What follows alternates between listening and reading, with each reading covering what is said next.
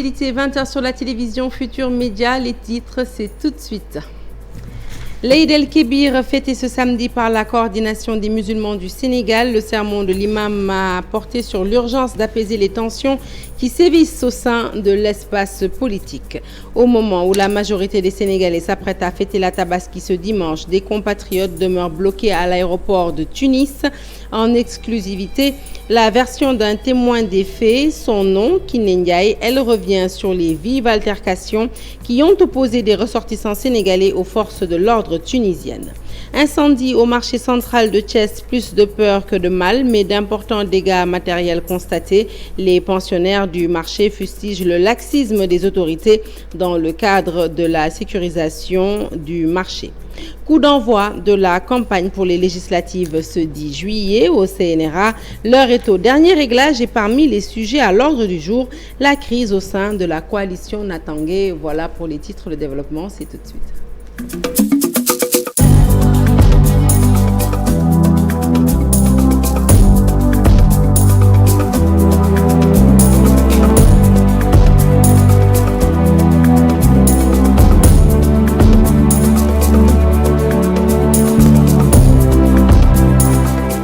Bonsoir à toutes et à tous. Je vous l'annonce donc tout de suite en titre. La coordination des musulmans a fêté l'Aïd el-Kébir ce samedi. Dans son sermon, l'imam a appelé la classe politique à apaiser les tensions pour un bon déroulement des élections législatives. Il a également appelé à l'unité des musulmans. Je vous propose d'écouter Ibrahim Meng, membre de la coordination. Il est au micro de Abdoulaye Anne. L'imam est revenu sur la situation au niveau du Sénégal, les tensions politiques entre l'opposition et le pouvoir. Donc il a exhorté, en tout cas à tous ceux qui sont des acteurs politiques, vraiment de penser au peuple sénégalais, à l'intérêt du peuple. Donc d'apaiser les tensions, montrer que vraiment les gens sont dignes, n'est-ce pas, de diriger ce pays-là. Donc il a appelé à une accalmie continue, n'est-ce pas, notamment au niveau des élections législatives qui vont se dérouler le 31 juillet, Inch'Allah.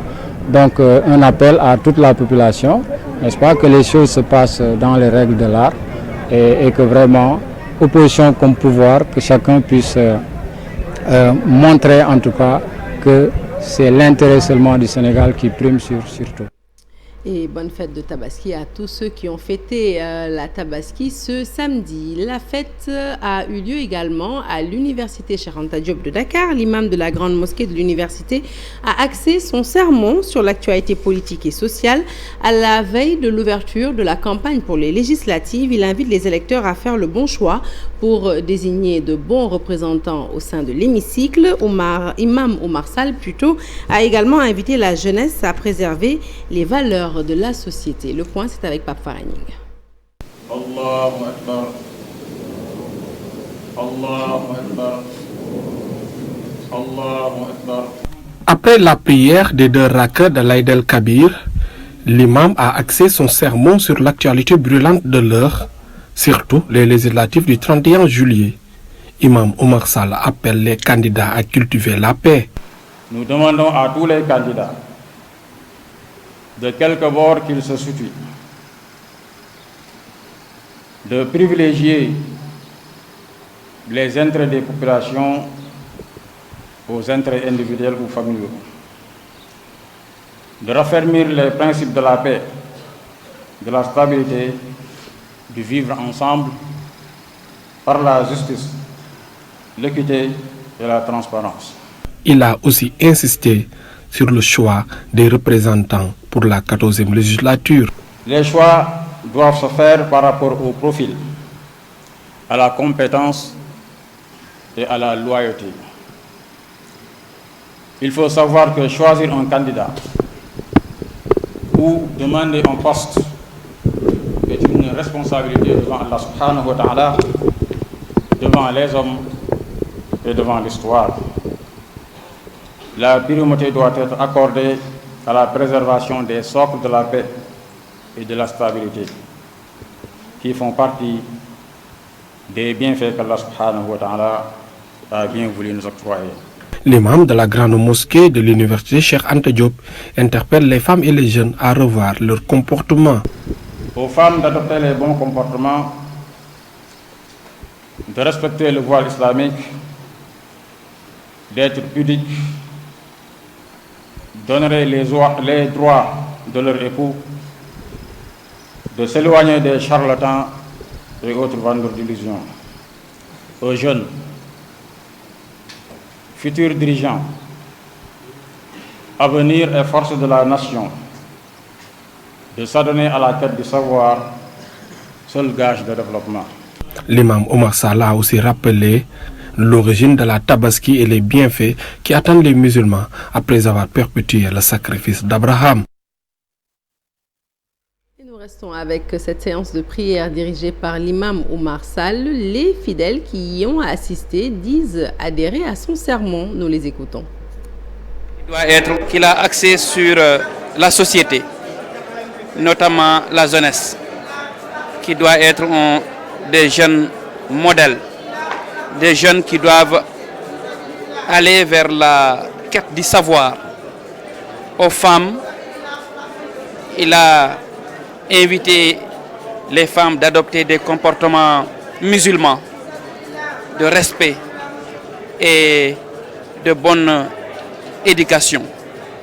Aux hommes politiques, l'imam est revenu sur un serment fondamental par rapport aux élections législatives. Pour les femmes, je les conseille de se voiler. On a encore plus constaté que maintenant le voile c'est une mode. C'est devenu une mode. Les jigéni dañuy voilé wu rek. Après mais le reste dañuy sol ay pantalons. Ñom dañoo foog ne voile bi c'est juste le voile en haut, mais le voile ça embrume tout.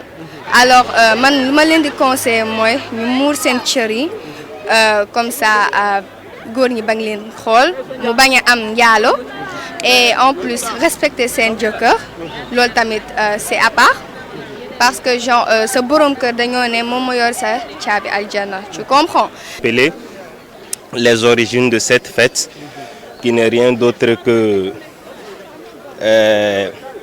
la représentation ou bien du moins la répétition de l'acte prophétique du prophète Abraham selon la recommandation que lui a faite notre Seigneur Allah subhanahu wa ta'ala. Donc c'est un acte que notre prophète sallallahu alayhi wa sallam a réitéré.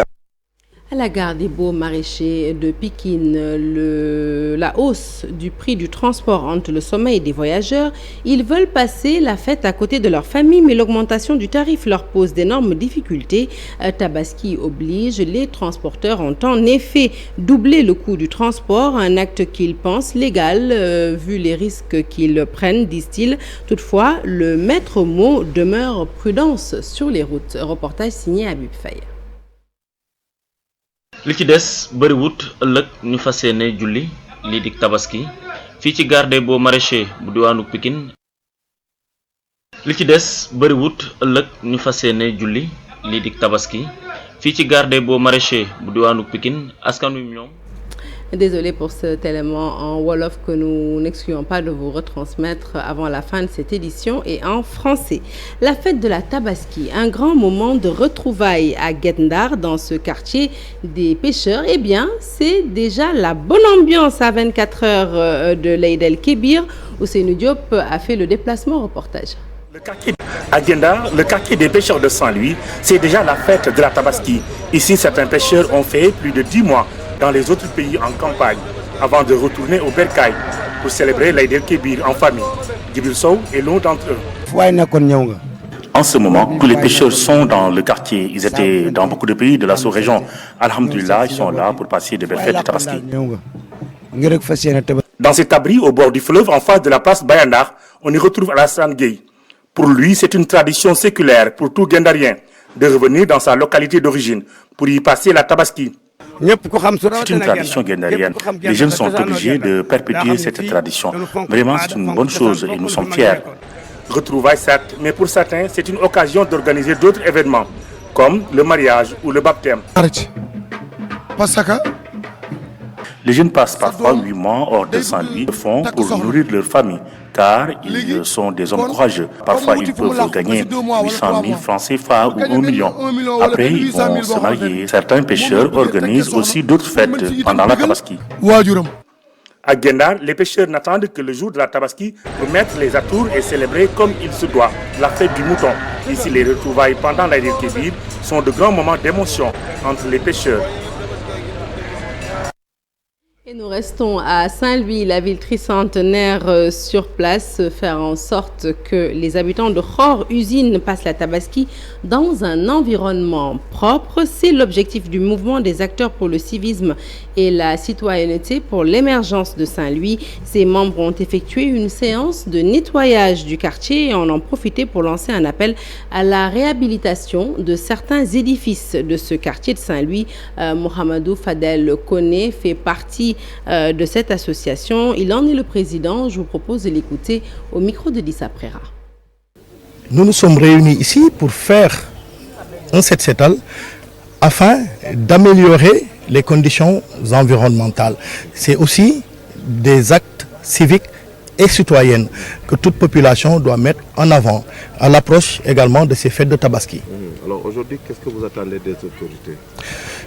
Nous attendons des autorités l'assainissement, qu'on puisse mettre en place un réseau d'assainissement correct, des routes également, qu'on fasse très rapidement la réhabilitation de l'école El Hadj Fandidi Koné, qui pose actuellement un problème de sécurité même pour les élèves. Khor manque de tout aujourd'hui, malgré que nous sommes plus de 6000 habitants, donc Khor manque d'assainissement. Le minimum qui a été mis en place a été fait par les habitants de Khor. Nous ne pouvons pas aujourd'hui vulgariser le civisme et la citoyenneté au Sénégal dans des cadres et des conditions pareilles. Donc pour développer un pays, nous avons besoin d'inculquer à nos enfants, à la jeune génération, les valeurs civiques et citoyennes. Et nous devons les faire dans des cadres appropriés. Parlons à présent des ressortissants sénégalais bloqués à l'aéroport de Tunis alors qu'ils cherchaient à rallier Dakar pour les besoins de la Tabaski. Cela fait 3 jours qu'ils sont bloqués à Tunis. Leur escale qui devait durer quelques heures a viré au cauchemar avec des altercations entre les policiers tunisiens et certains compatriotes à bout de nerfs. Des vidéos d'une rare violence circulent d'ailleurs sur le net, mais nos équipes ont obtenu en exclusivité le témoignage d'une dame, témoin des faits, qui a finalement pu rentrer au Bercail. Elle s'est confiée à Abdourahmane Diallo et Mamadou Gueye. Reportage.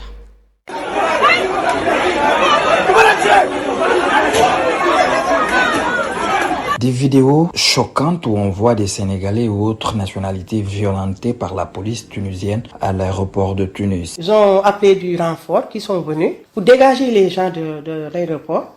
Les jeunes ont refusé, ils ont commencé à les matraquer, à les taper, comme des, je sais même pas. Ils ont pris 8 jeunes arrêtés. Même jusqu'à hier, notre départ, les jeunes étaient en garde à vue, qui devaient partir pour passer les fêtes de Tabaski avec leur famille. Cette dame faisait partie des passagers de la compagnie Tunis Air qui avait quitté Paris et a fait escale pendant plus de 3 jours en Tunisie. On était des milliers de personnes et on n'avait pas de vol, il n'y avait personne pour nous expliquer quoi que ce soit. Et puis on voyait les autres vols qui enregistraient, Qatar, Air France, les autres compagnies. Et nous, il n'y avait rien. Donc les jeunes ont dit que ça suffit maintenant, on va bloquer. C'est là que les policiers sont venus, ils ont commencé à vouloir dégager les jeunes. Les gens ont refusé, et ils ont commencé à se battre. Donc je suis venu juste pour demander s'ils n'avaient pas trouvé mes bagages. J'ai trouvé qu'ils ont barricadé les portes d'entrée et de sortie de l'aéroport. On ne pouvait pas y accéder, nous les Noirs, je dis bien. Ils m'ont dit, vous dégagez d'ici. Lors de cette galère à l'aéroport de Tunis, les Sénégalais n'ont reçu aucun soutien des autorités. Dans des situations comme ça, il devait avoir notre ambassadeur ou un représentant qui devait venir représenter le Sénégal et nous soutenir. Ça nous aurait fait du bien. Plusieurs passagers de Tunis Air ont perdu leur bagage à cause des va-et-vient entre les hôtels et l'aéroport. Voilà donc des compatriotes qui risquent de passer la fête de Tabaski à Tunis si rien n'est fait. Aux dernières nouvelles, en tout cas, ils n'avaient pas encore bénéficié du soutien des autorités diplomatiques établies à Tunis pour tenter de dénouer la situation, un fait qu'ils regrettent et constatent dans ce reportage de Mambiram Diouf. Un incident à l'aéroport de Tunis le 5 juillet en marge des perturbations des vols. Cette situation déplorable allonge la liste des désagréments notables sur place et vécus comme en témoignent ces Sénégalaises bloquées. Depuis le 2, ça fait une semaine aujourd'hui. Nous sommes ici également avec nos enfants et dans une situation très difficile. Nous faisons des va-et-vient incessants pour se rendre à l'aéroport et depuis aucune solution. J'ai l'impression que c'est un manque de considération envers les Africains. Cette émeute étale tout le problème qu'il y a dans les vols. Et pourtant, des avions partent vers l'Europe. Nous sommes près de 27 Sénégalais bloqués ici. Et sûrement, il y en a d'autres qui étaient venus en vacances. Le silence, disent-elles, des autorités sénégalaises sur cette affaire les dépasse. En aucun moment, elles ne s'attendaient à vivre un tel calvaire. Nous ne pouvons pas joindre l'ambassadeur ni le consul. Nous sommes vraiment fatigués. Le risque est là de ne pouvoir passer la fête de Tabaski en famille au Sénégal. C'est sûr que nous manquerons cette occasion, fêter la Tabaski au Sénégal. Un soutien sans plus tarder donc de l'État du Sénégal à ses compatriotes, mais aussi une pensée aux autres frères africains confrontés aux mêmes difficultés de trouver un vol afin de rentrer chez eux. Incendie au marché central de Thiès, 2 cantines ont pris feu. Les sapeurs-pompiers sont intervenus pour éteindre les flammes. Les commerçants victimes du sinistre pointent du doigt un manque de suivi des dispositions prises par le préfet dans le but d'éviter de telles catastrophes. Les détails, c'est avec Charanta Diop et Saïla Tia. Aussitôt alertés, les sapeurs-pompiers de Thiès arrivent sur les lieux de cet incendie. 2 gros camions citernes sont mobilisés. Il a fallu presque un tour d'horloge pour enfin éteindre le feu. Éteindre un feu qui s'est déclaré dans 2 magasins, l'un contenant de la friperie et l'autre des produits cosmétiques. Mais avec l'intervention diligente et intelligente des sapeurs-pompiers, combiné également aux diligences de l'autorité administrative. Je veux nommer le sous-préfet, les agents de la municipalité. Nous avons pu très rapidement circonscrire le feu de manière à stopper sa propagation. Les occupants des cantines de friperie n'ont que leurs yeux pour constater les dégâts. Le préfet du département de Thiès avait déjà tiré la sonnette d'alarme à presque un mois de la fête de Tabaski. Des mesures avaient été prises contre l'occupation anarchique des axes stratégiques du marché central. Comme vous l'avez indiqué, effectivement, c'est comme si nous l'avions senti. Parce que depuis des mois déjà, nous n'avons jamais cessé, en tout cas, d'alerter, d'attirer l'attention des acteurs, des commerçants, des marchands ambulants, des tabliers sur les dispositions à prendre pour éviter ces genres de situations. Il n'y a pas ce que nous n'avons pas initié, entamé comme action publique de nettoiement, de désencombrement, de sécurisation. Mais hélas, ils ont toujours tendance à revenir. Maintenant, l'enquête ouverte va déterminer les causes de cet incendie. Allez, je vous l'annonçais en titre, c'est parti pour 20 jours de campagne législative. Le marathon débute demain pour se terminer le 29 juillet prochain. Au Conseil national de régulation de l'audiovisuel, l'heure est au dernier réglage. Le Conseil sera aux aguets pour traquer les proférateurs de propos haineux, ethnicistes ou touchant à la fois des uns et des autres. Malgré les médiations du président du Conseil, la crise au sein de la coalition Natangé n'est pas encore réglée, mais selon les textes, la seule interlocutrice du CNRA demeure la mandataire de la dite coalition. Le reportage est de Mariam Ndiaye et Youssou Baro. Au Conseil national de régulation de l'audiovisuel, l'heure est aux dernières réunions et réglages. Tout est fin prêt pour donner le coup d'envoi de 20 jours de campagne électorale pour les législatives. La cour de récréation va devenir la cour de création. On parlera des projets, on va écouter les discours politiques, les projets, les contre-projets, et tout cela va commencer demain. Donc, ce sera une stricte égalité. Toutes les coalitions auront le même timing et toutes les coalitions seront diffusées tous les soirs pendant 20 jours. Le CNRA veillera au grain pour barrer la route à tout dérapage dans les discours. Bien entendu, le CNRA sera aux aguets pour tout ce qui sera propos haineux propos ethnicistes, tout ce qui risque de froisser nos leaders religieux. Concernant la crise qui sévit au sein de la coalition Natangé, des démarches ont été faites pour réconcilier les différentes parties.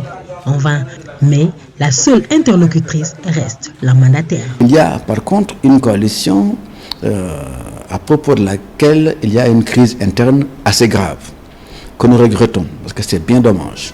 Il y a des problèmes internes. Moi-même, j'ai joué au médiateur. J'ai parlé, n'est-ce pas, aux différents partis pour pouvoir, n'est-ce pas, trouver une solution. Vous le savez, nous avions demandé qu'à 72 heures des élections, les mandataires et les suppléants ne soient précisés. Aujourd'hui, ce problème n'a pas pu être réglé pour Natangé. Ils ont déposé effectivement leurs mandataires et nous avons commencé et la crise est toujours là. Donc nous n'aurons, comme le dit le texte de base, comme interlocutrice que donc Madame Tchorongo. C'est parti pour 20 jours de campagne au terme desquels les Sénégalais vont renouveler leur Assemblée nationale. Et puis, vous le savez, le président de la République, fidèle à la tradition républicaine et conformément à la Constitution, a accordé son pardon en cette veille de la fête de la Tabaski à 516 détenus.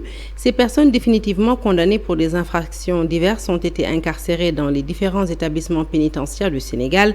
Les bénéficiaires de cette mesure de clémence sont des délinquants primaires, des détenus présentant des gages de resocialisation ou âgés de plus de 65 ans et enfin des individus gravement malades ou encore des mineurs. Cependant, le président de la République a décidé de ne pas accorder sa mensuétude aux auteurs de certaines infractions, parmi lesquelles le viol, la pédophilie, le vol de bétail ou commis avec violence, le trafic illicite de bois ou d'espèces protégées. Le communiqué du ministère de la Justice fait ce 8 juillet 2022.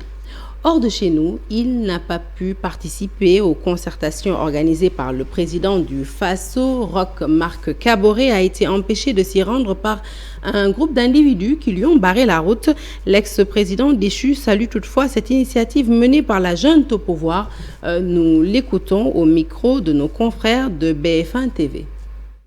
En tant qu'ancien chef d'État, je me sens interpellé pour participer à une telle concertation, puisqu'il s'agit d'une concertation autour de la situation nationale, où chacun est libre de pouvoir donner son point de vue sur cette question. Donc de ce point de vue, je pense que l'initiative, à la base, elle est louable, puisqu'il s'agit d'interpeller les anciens chefs d'État à cette concertation. Maintenant, la question qui s'est posée, qui a été le talon d'Achille de l'ensemble de cette structuration, qui a mené beaucoup de polémiques et beaucoup de discussions au sein du peuple burkinabé de façon générale, a été également le fait des questions judiciaires. Car comme vous savez, il n'y a pas longtemps, il y a eu le jugement de l'affaire Thomas Sankara, où l'ex-président Blaise Compaoré a été condamné. Donc face à cela, face à la polémique grandissante, évidemment, ce matin, me préparant donc pour aller à la réunion, je me suis retrouvé dans la situation où, devant la porte, il y avait des personnes qui étaient mobilisées et me demandant et exigeant que je n'aille pas à cette rencontre. Au Sri Lanka, le président a fui sa résidence officielle de Colombo quelques minutes avant qu'elle ne soit prise d'assaut par des milliers de manifestants qui exigent sa démission. Il sera à présent gardé par l'armée à un endroit inconnu. Gotabaya Rajapaksa se trouverait à bord d'un navire de la marine. Un responsable militaire a déclaré que le président resterait en mer jusqu'à ce qu'il puisse retourner sur le continent en toute sécurité. De son côté, le premier ministre Sedi Pré a démissionné en faveur d'un gouvernement d'union nationale, mais en soirée, la résidence privée du premier ministre était en flammes. Voilà qui met un point final à cette édition que je suis ravie de vous avoir présentée. L'actualité se poursuit sur toutes nos plateformes digitales. Excellente fête de Tabaski à toutes et à tous. Déwénati, bon début de campagne à toute la classe politique. Que Dieu préserve le Sénégal. Bonne soirée.